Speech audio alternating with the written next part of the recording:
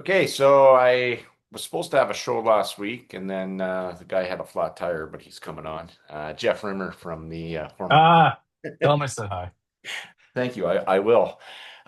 Joined today by Brent Wallace, a man of many hats. I've always known you from your time with TSN and that sort of thing. And Yeah, yeah, thanks for coming on and making the time. It's definitely much appreciated.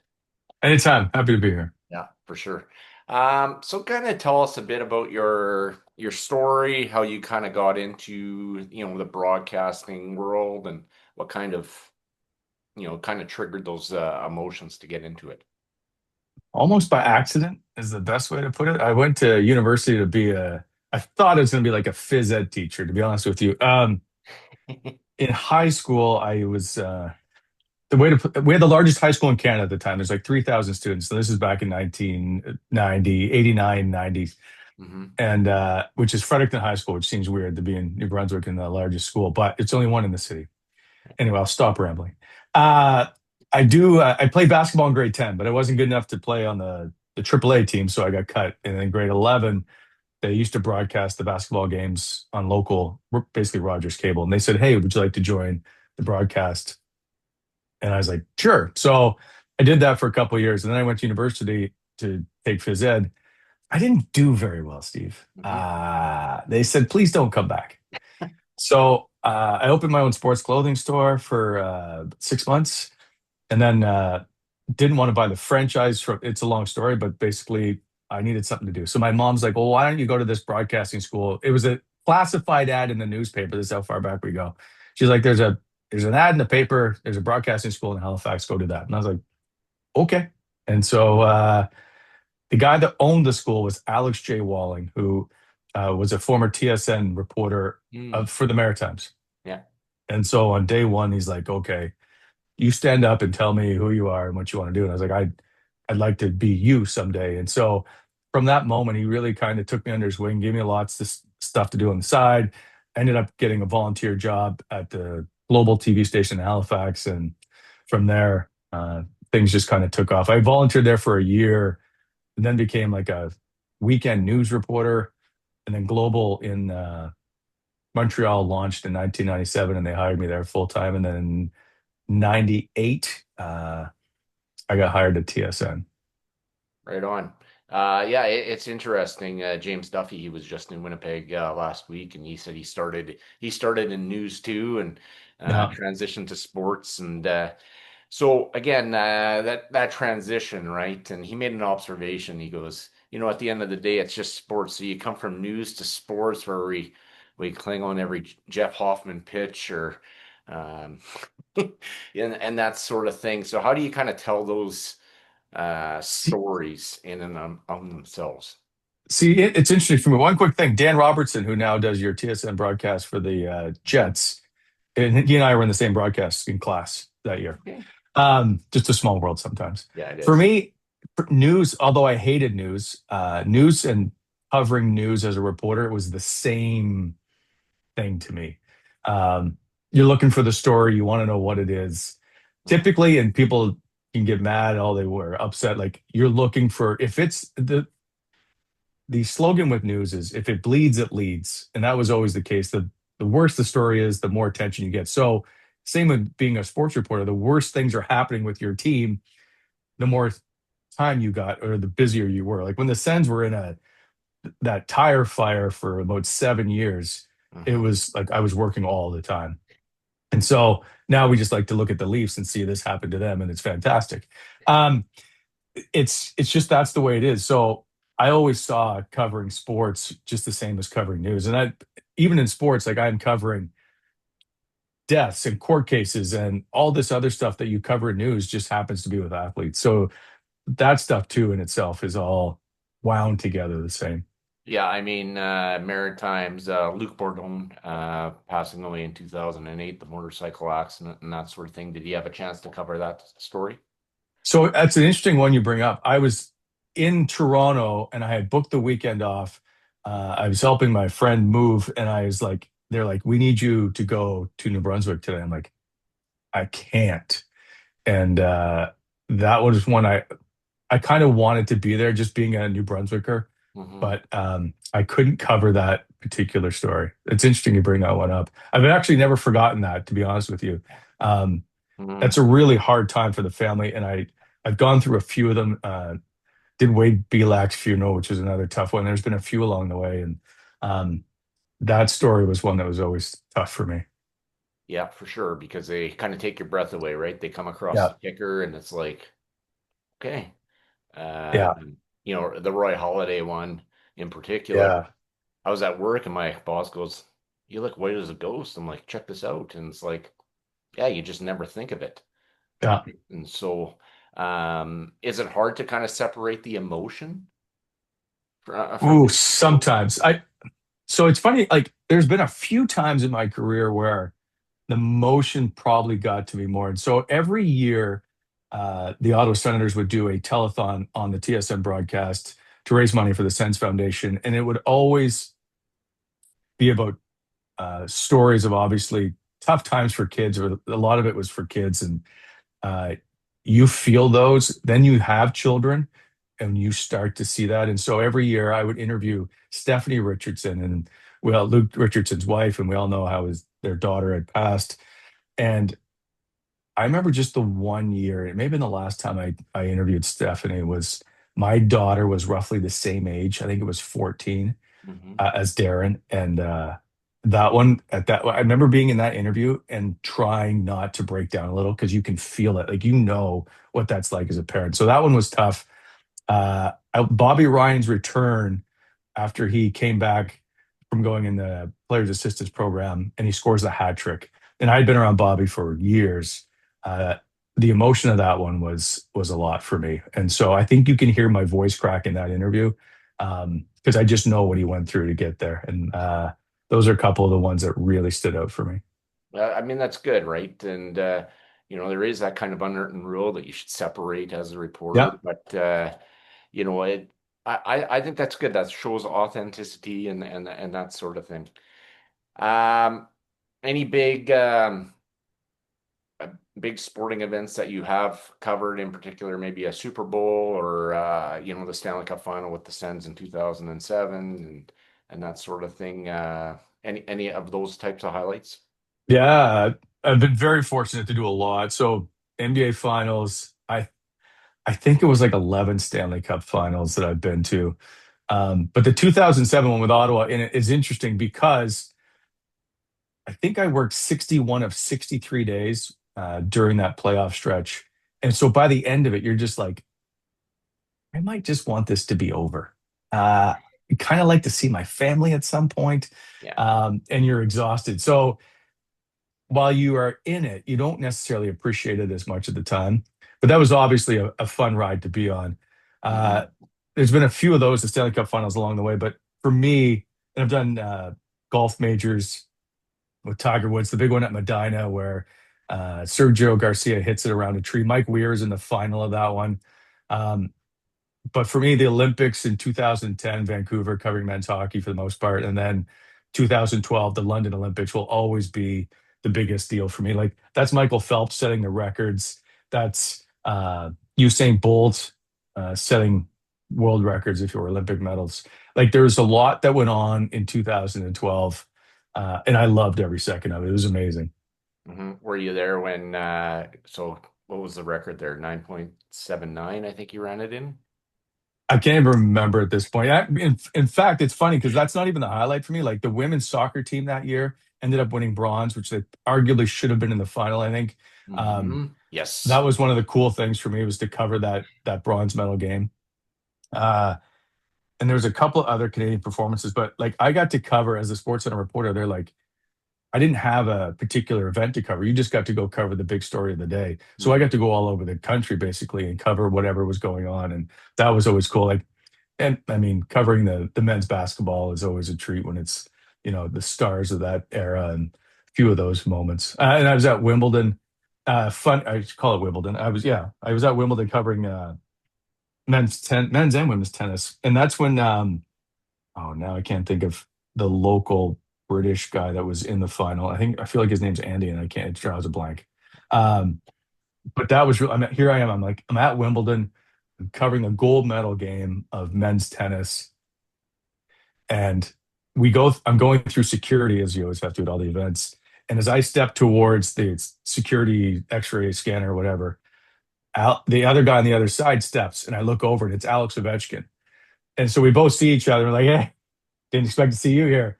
And so we had a brief moment there because he's been around me enough times to know who I am. And so we just had a quick chat. But he was, I think at the time, dating the woman who was playing in the gold medal women's final, I think, which is why he was there. But it was just an interesting time. There's been a few of those moments around. Yeah, definitely. That's so cool, right? And again, no day's the same, and that's probably what makes the job obviously Yeah. unique, Like right?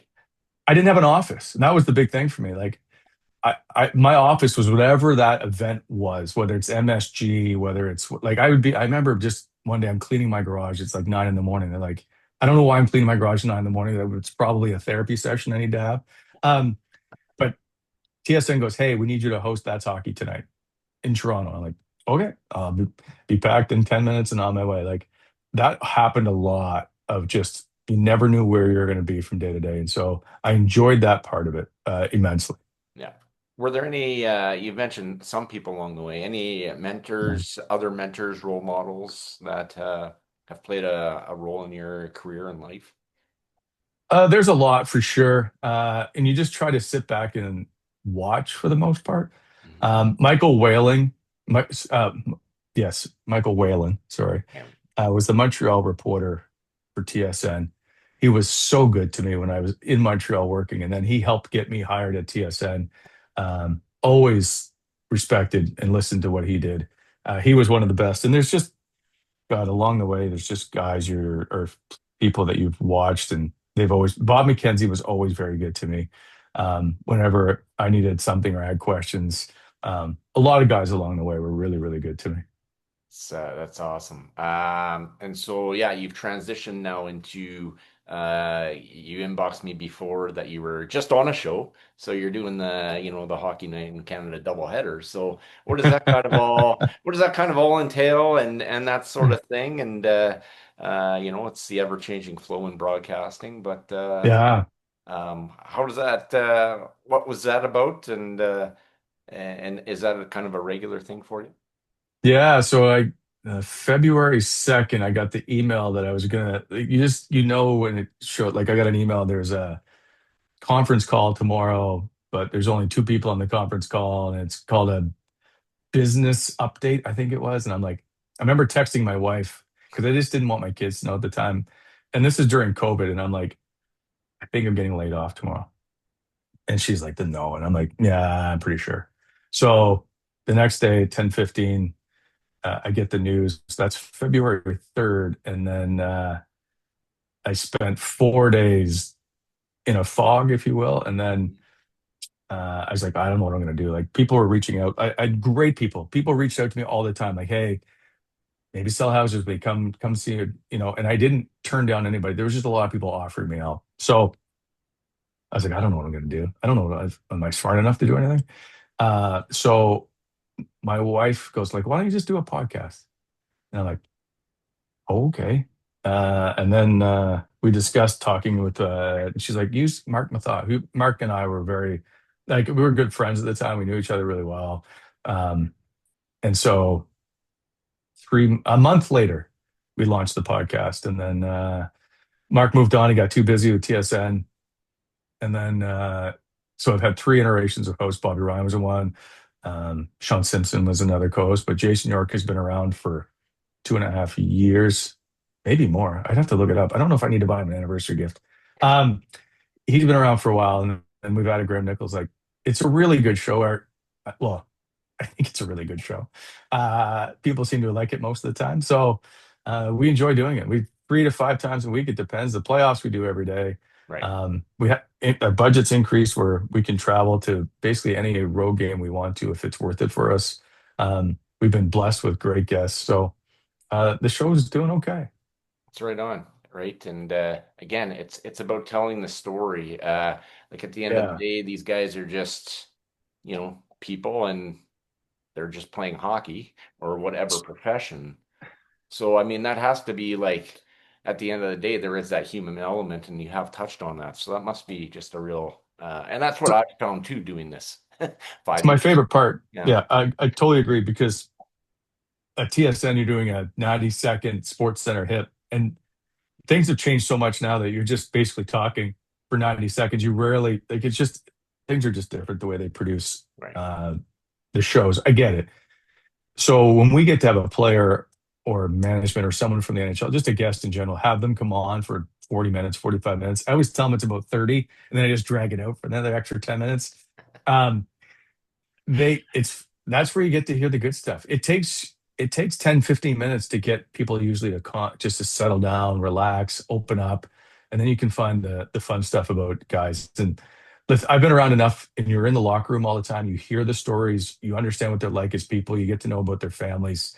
And so I just try to get that out to the people because I think it's important. If you can know a person more, you end up either like you will cheer for them more. You will find that you're more invested in who they are, and I think that's the big thing about pro sports is like my kid met Mike Fisher early on, and now he's worn 12 every year of his career in hockey that he could because he met Mike Fisher. So, like that happens all the time where you become lifelong fans if you can find out and meet and talk and learn more about these guys. Yeah, most definitely right. And yeah, I've noticed like I had Brad Lukowicz on, and he's telling me stories of John Tortorella from 2004. I'm like, okay, Yeah. whoa, right? And again, behind the curtain is always awesome.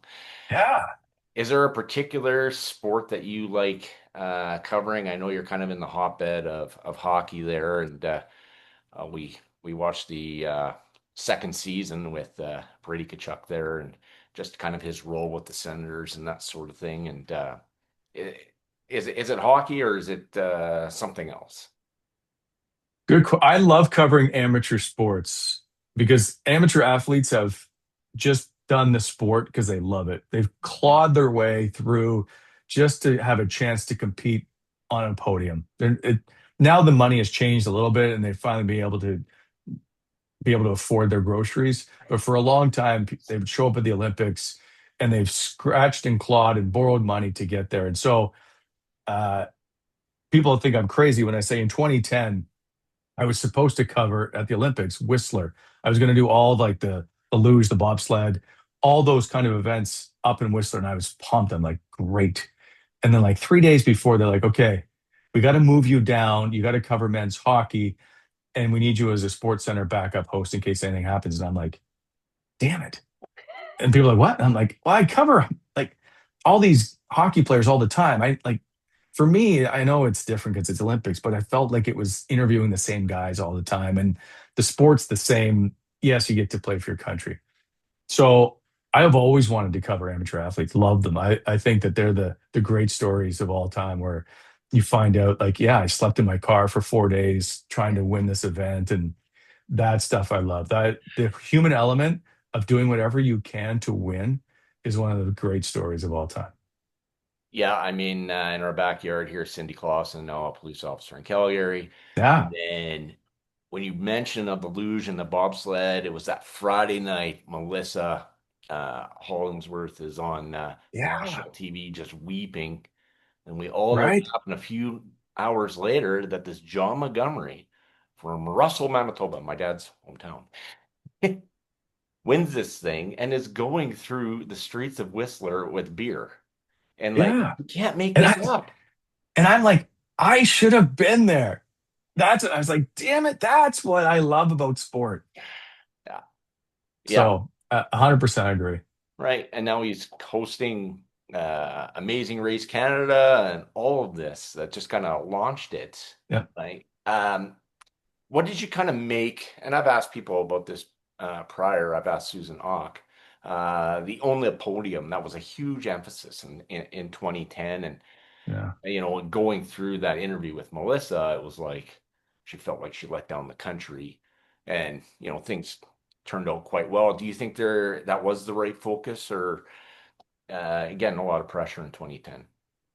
So I guess you need to, like everybody needs to understand the history going back to like to 76 when they was the only country to ever host the Olympics, I think, and not win a gold medal, if I'm not mistaken. The 88 was great. There was just a lot of pressure for Canada to perform in 2010. And I'm all for, they invested millions upon millions to for Canada to own the podium. I was all for it. Like the more money you can pump into amateur sports, 100%. Yeah. But there's always pressure on all these athletes anyway. Now it's almost like you're a pro athlete for a lot of it, where you train all the time, you go to all these events across the world to you're it's right, it's very more organized and professional. So I don't know that the pressure is any different on the Canadian athletes. I just know that they wanted to do really well in front of their own people. Mhm. And I thought like so not everybody won a gold medal. I thought the performance of Canada in general was absolutely amazing. Like you knew Canada showed up, all those athletes showed up to do their best. Like I thought it was an amazing Olympics for Canada on a world stage to watch how they performed and how they kept their composure, if you will, through the whole thing. I listen, I was there for every moment it felt like, and I loved every second of it. Yeah, and then as you're talking here, I'm thinking maybe the Becky Scotts and um, who started Like, back in 2002 with Salt Lake, right? And yeah. carrying that forward. And those are the people that need to be recognized. Now we all know how the Olympics ended with that gold medal. Were you in the building for that? Ah, you bring up one of the darkest moments of my career. Sorry. So I have I've just covered women winning the gold medal. Hmm. Um, and I think that's the day. And they may have told me the day before. They're like, okay, you need to go back to Toronto on Sunday, whatever. We need you to host Sports Center on Monday. Rod Smith is tired from doing all the speed skating. He needs a day off. I'm like, well, I've been here just as long. Okay, all right. So I'm flying while the men's go. I've done every practice, every moment of the men's hockey at the Olympics, and they're like, "Yeah." So I'm flying while the gold medal game is going on. I land in Toronto. I'm in the taxi from the airport to the Westin Hotel, saying, "Hey, do you think you can put the game on the radio?" So I'm listening to the third. I check in. It's just before I go to my room. It's near the end of the third period, and I'm watching in the hotel lobby, just standing there, holding onto my suitcase, watching the end of the game. With there's a few people gathered around. I go up to my room, put my bag down or whatever, and I get ready for the intermission or whatever. I sit on my bed and I wake up to Chris Cuthbert yelling, "Cindy Crosby scores the golden goal." And so I never saw the overtime. I just fallen asleep, pure exhaustion. So that's my. Thanks for bringing that up. I've tried to bury that with some therapy Hey, too, and uh, yeah, that's one of those. I'm like, really? I covered everything except the gold medal game. Yeah. sorry about that. I Yeah. No. No. Thanks. yeah. Anything else you want to bring up? I Yeah, appreciate. Yeah. yeah, yeah. No problem. I always thought it was I remember the Jeff Hutchisons and that from the Canada AM crew. They were flying during that game. I didn't think you were flying during that game. So Yeah. that's good. Yeah. I was like, damn. Yeah. Yeah. Then I got hooped at the 2012 games too. I was told I'm going to the closing ceremony. Brent, you've done enough. We're going to give you the day to go watch the closing ceremony. I'm like, fantastic. And then that day, they're like, yeah, we can't have you there because all the other TSN people are there. And if something were to happen and there'd be a bomb go off, you're going to have to cover the story. I'm like, come on now. So didn't get to go see the closing ceremony of the London games either. Well, I mean, it was 7 years removed from the London bombing, so Wow. it's kind of on the I just radar. I just watched that documentary. Okay, it is Yeah. on Netflix, I think, right? Yeah. Yeah. Okay. Very good. And I wasn't that familiar with it until I saw it. Anyway, very good documentary. Okay, I'll book note that one. I'll tell my wife. She always want to watch the sports ones, but I it's funny because you talk about like the security level at the London Olympics was high, Mhm. and for us, one of the reasons like we had a driver for my camera guy who's Dave Parker from Alberta, Edmonton, and every morning we would meet Arthur. We called him King Arthur by the end, but he would drive us around everywhere. But he was a former Metropolitan Police officer, so he knew all the ins and outs, and he was like 6'6", and he was a massive man, and so no one messed around with him. But uh, well, like we're chatting, and he's like, he just very unassuming, very quiet. I'm like, well, what did you do for the Met Police? He's like, well, I was in the motorcycle parade.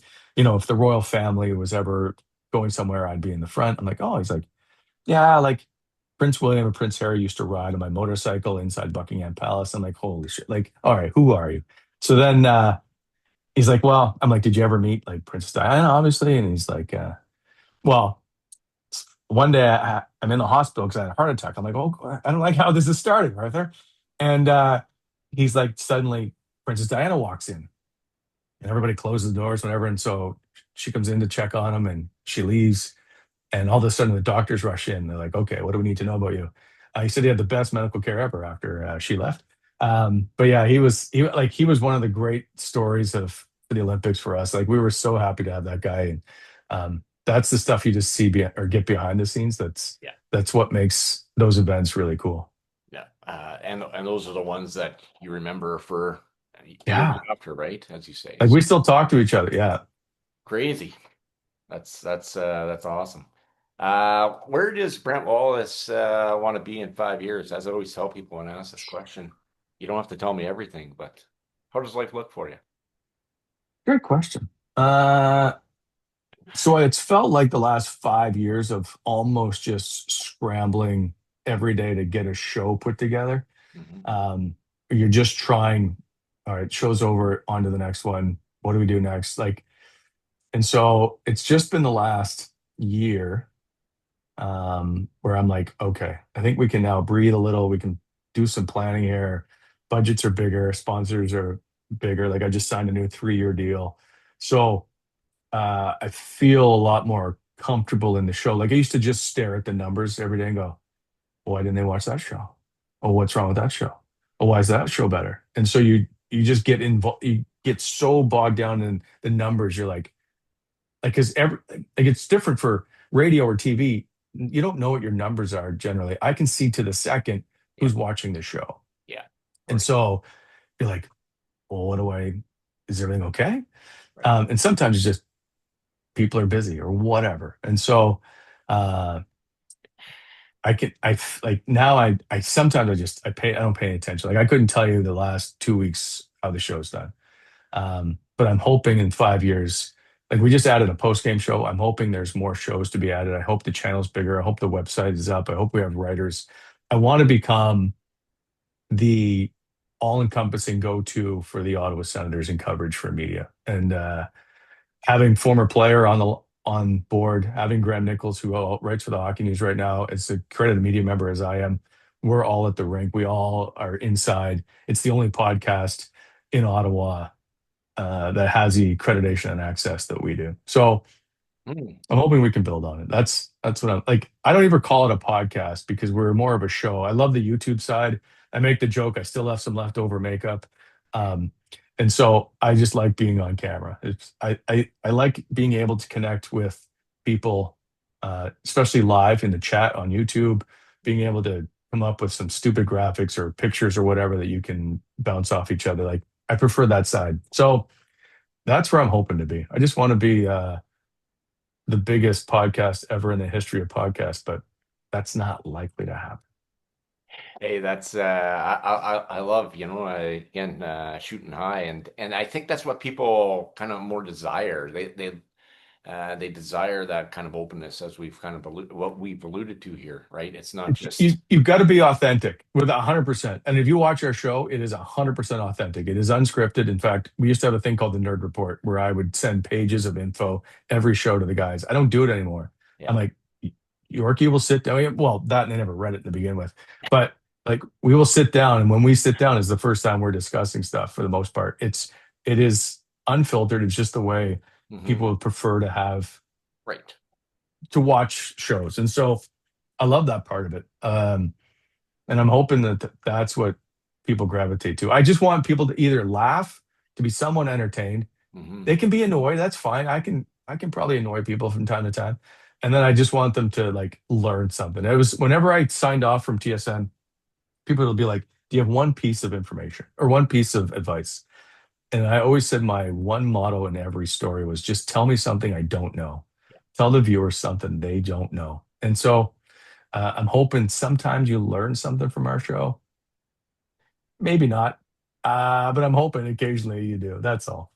Well, and yeah, you have to if you learn something, then that's where you differentiate between everybody else, and you give that viewer that kind of that tidbit, as you Right. say, right? So that's Because huge. we've got, I mean, Yorkie played the game for a long time. And Graham and I have been around it. Like I've lived it for 25 years. You know stuff that happens inside a locker room or in certain situations in games that are just different from the average viewer just watching or the average guy.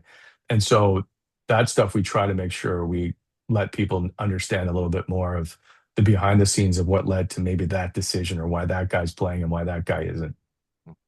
Yeah, mo most definitely. Any encounters with the late Eugene Melnick? Yeah. Yeah. That may have quickened my downfall at TSN for sure. Hmm. Um, so in 2017, during the Heritage Classic, like he and I used to be really, I'll say not really good friends, but we were like, I could call him anytime. We spoke a lot about horse racing he was big involved in. And I had gone to Belmont Stakes to cover Big Brown, who was running for the Triple Crown at the time. Anyway, we spent a lot of time chatting and whatever. But in 2017, he showed up, and there had been a lot of rumblings throughout that summer about stuff like they weren't happy. Staff wasn't happy. They felt they weren't getting their bonuses paid to them. People were calling him with all kinds of stuff that was going on. So he shows up to the Heritage Classic to do his typical, it was his Melnick skate that he does. And so um, but he starts going off about moving the team. And if people don't go to McDonald's, then I'll just move the McDonald's. Like it was just, or I think he used a grocery store term at the time. And at the end of the interview, I'm debating throughout the whole time. I'm like, at the end, I'm like, there are staff members saying that they're not getting paid. And he went sideways and he's like, I'm gonna bury you. And and so that led to not being allowed to fly on the charter anymore, and then just wasn't allowed to interview. Like then became Pierre Dorian got involved when he became GM. He's like, you can't do any more interviews with me. I'll only talk to other people at TSN. And Mm, he wouldn't let DJ Smith come on our show after I got let go. They wouldn't give me accreditation and all that. Like it was really ugly at the end. It was just really hard to do the job around there. It was a miserable place to be. And so yeah, I had encounters with Eugene. I see.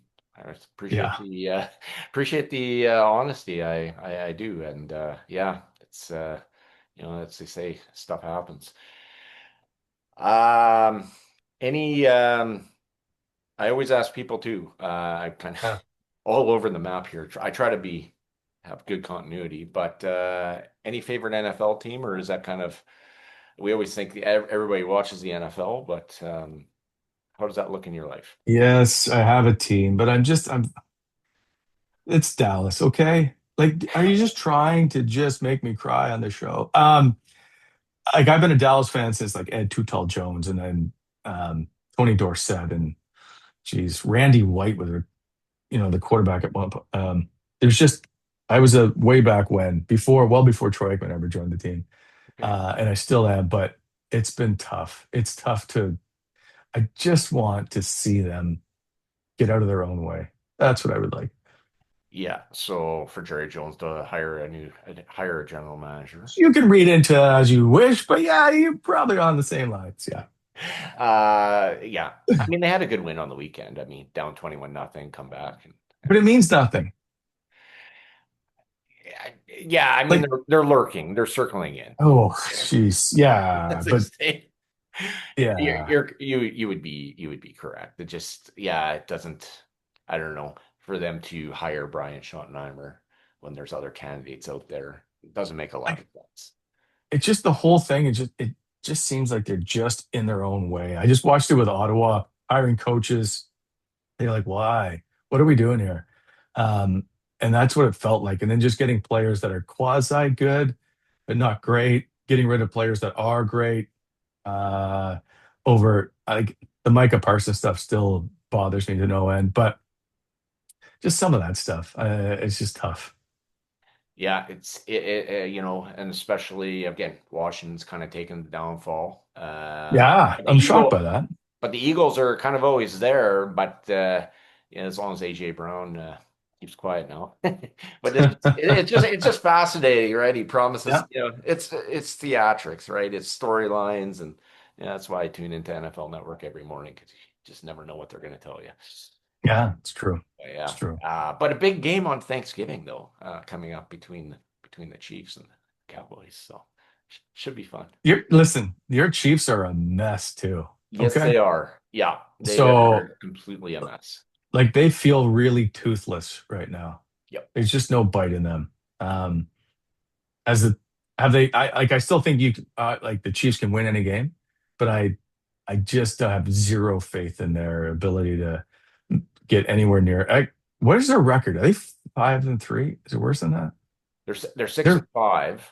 oh Uh, yeah, yeah, they were 5-3, and then they lost the game to Buffalo. And then they lost. Then they had the bye, and then they had yeah. the loss to Denver on Grey Cup Sunday. We're at the Grey Cup, and my 8-year-old son goes, "Who's winning the game?" So I'm like in the stands. Get the, yeah, okay. They lost by 3. My boss is texting me. It was a bad scene. It's it's funny you bring up like you just went through the schedule. I had met a guy that Mhm. can tell you any game from any season of the Dallas Cowboys. Like you're just like, okay, week 7, 2021, and he will tell you what happened to that game and what the score was. It is insane. Uh, I it was like a party trick at a dinner one time. It was wild. He would just whatever. He was like, "Oh yeah, that's a." It was a 3rd and 3 in that game, and they missed it, and they ran it back. I'm like, you like I don't understand. Yeah, So I have to. I would love to meet that guy, and yeah, yeah. People would generally yeah. say the same thing about me, and I just kind of relate everything at work to the sports, and again, that's why I'm wearing the bomber hat to commemorate the 2 Thought losses. it was for me and the W for Wallace, but Yeah, oh yeah, no, yeah, we I can do that's that too sometime. But yeah, it's yeah. So I mean, yeah, my wife's we've been married for 20 years, so she just knows, um, just clicking of that sort of thing. So I do have Super Bowl 20 to present memorized, but MVPs I'm still a bit fuzzy. But if you ask me November 1st of 2025, 10 years from now, I'll always remember where I was. So, did you have a chance to watch the World Series? I did. I did. But it's funny, like we just that week we launched our post game show, and Mhm. the Sens played every time there was a game. So on game 7, there's a Sens game, which ended at about, I think, like the 7th inning. And so I watched the 7th inning on for sure. And I'm trying to watch some of it while we're trying to do a show in the Sens game. But I did watch as much as I could of that series. Yeah. Mhm. And so what were your kind of overall thoughts? Again, for me, it revelated a lot of us 92, 93, Yeah. that sort of thing. And, it's definitely heartbreaking. I was always glad they turned back the clocks that night. I probably would have been up to 3, but it's just, it's in retrospect now, 3 weeks later or whatever it is now, you know, go from 74 wins to 94 wins and all of this, but it's like, oh, they were so close.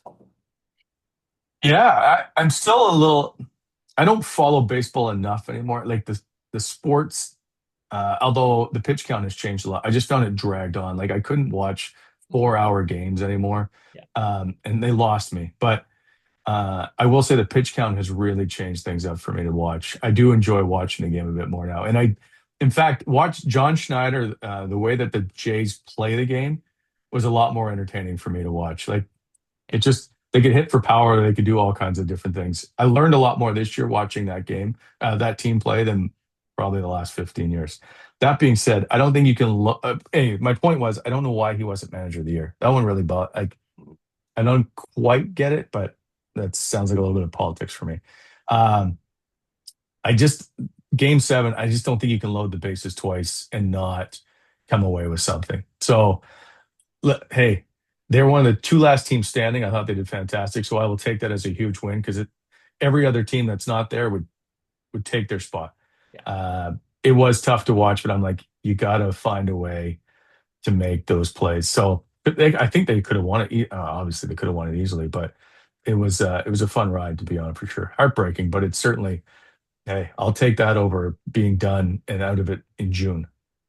Yep. Well, yeah, and that never really happened. If we go all the way back to JP Ricciardi, that never Yeah. happened. 2015, the two 10 game winning streaks in that season to get them where they were, right? To Yeah. Nowitzki and Price, and then you have these guys like the Addison Bargers and the Miles Straws, and it's Fantastic. right. Yeah. The Grand Slam that happened in game one, like just it revels a lot. And,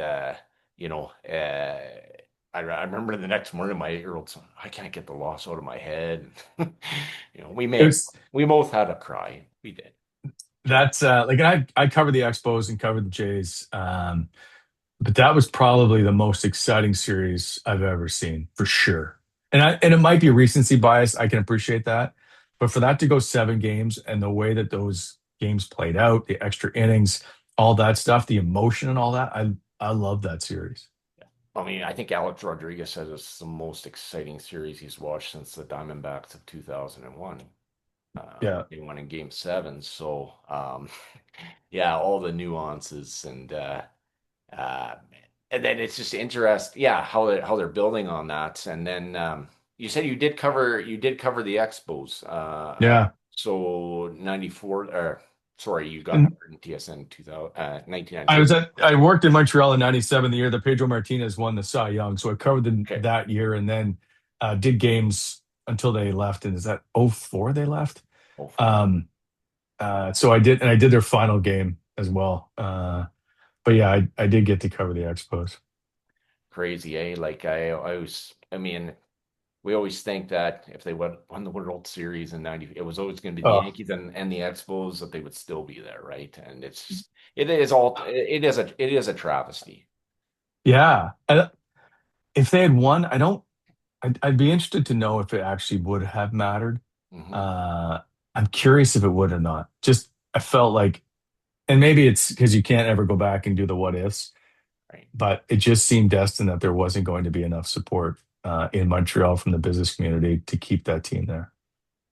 Yeah, And the because city did nothing to like that whole stadium thing was a fiasco. I remember going into the ballpark in '98, '97, going like this place is an absolute dump. It wasn't enjoyable to watch a baseball game, and the press box was like was from '76. It felt like it wasn't fun, um, and it just smelled and felt old, and I felt like there wasn't any support for that team.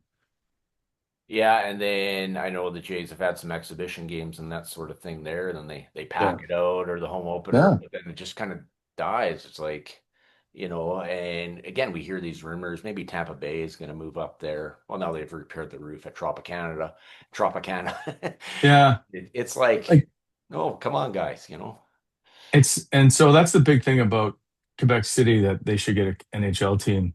Hmm. The issue isn't the fan support or the fan base, it's the corporate support. And I don't know if there's enough money. And just like in Montreal, I don't think there was enough money for them to keep that team around. And so that's where the issue lies. I never ever like in Ottawa, people used to get upset. Oh, they're not selling out. No one's going. Well, you know why? Because they're tired of being treated like crap. Yeah. And that's the same thing that happened in Montreal. They just felt like you know what? No one gave a shit about the fans. I will never fault the fans for not showing up when you have to go through the nonsense that they go through sometimes with ownership. And that's what happened in Ottawa. It's what happened in Montreal. It's happened a few places like Buffalo. Buffalo is an amazing sports town, Hmm. and they've had enough of the Sabres and they're not showing up. I don't fault them at all because they have been there for years. That's all. I think the fans take a hard rap sometimes in certain cities, and I don't think it's fair. Well, I mean, guy that owns the Sabres owns the Bills, Yeah. so it's Yeah. right. And uh, Winnipeg with the David Thompson group and the Chipman group. Okay, it's not selling out. Oh, no, they're staying. The numbers Yeah. are out, not going anywheres. But yeah, they do get tired of the ownership. I But get that whole threat of moving drives me crazy because if you read the NHL bylaws, it's nearly impossible to move a hockey team. Like you've got to show there's no support, there's no corporate support, there's no fan base, there's no season tickets, there's nobody else available to come in and take over the team. Like you've got to go through a lot of hoops to get that team moved. Look, it took like 20 years to move. Arizona, Phoenix, whatever they were called at the end, out of that city. And it only came down to because it was a nonsensical mess from ownership. You can't just pick up and move. The threats of moving teams is just, it's not reality.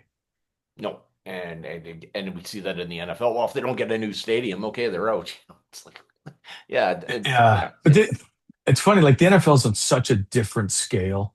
mhm. You can hold teams rents or hold cities ransom for the most part because of how big an economic engine the NFL is for your city. That's the only difference. Right. But listen, like Minnesota, I don't know how they fully did it, but they just paid off their stadium. Um, I think it was some ridiculous, like 10, 12, 15 years in advance of them having to pay it off. But they've done like a lot of good things in a lot of cities. And then some teams just like Cincinnati's a mess, it feels like. I don't understand what happened with the Bears and why that downtown stadium is not being done.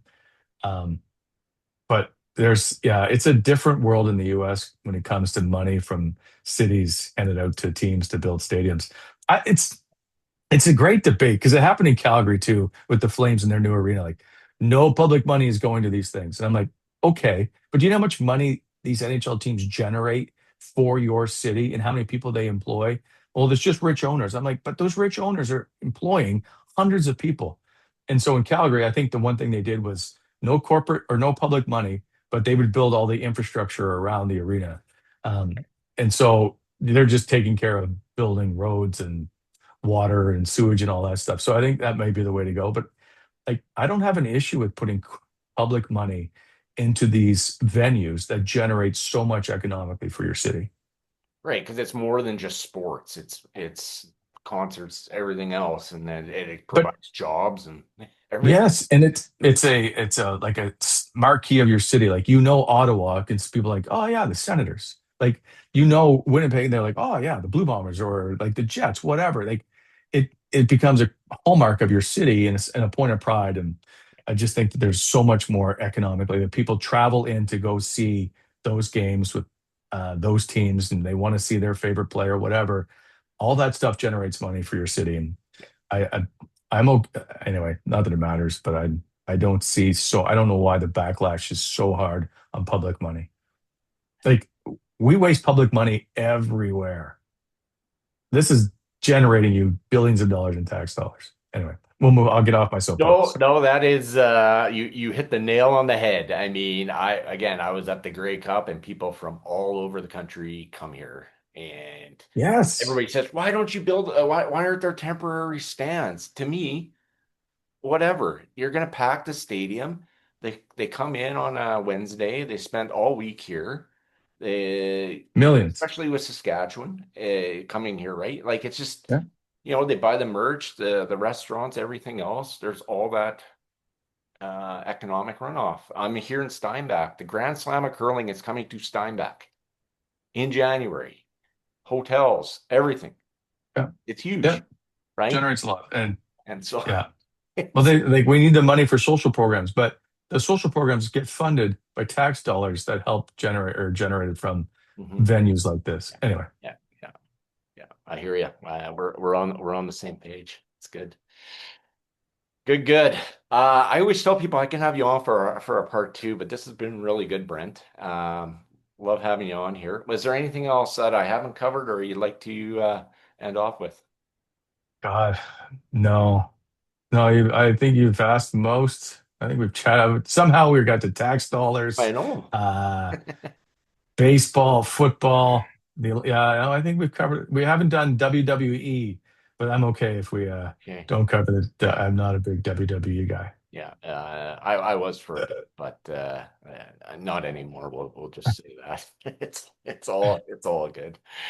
Right on. Well, again, thanks for coming on and making the time and continue Appreciate it. success in your podcast. And if you ever want to come on again, you're more than welcome to. Appreciate it. Thank you. I will. Yeah, no worries. Take care.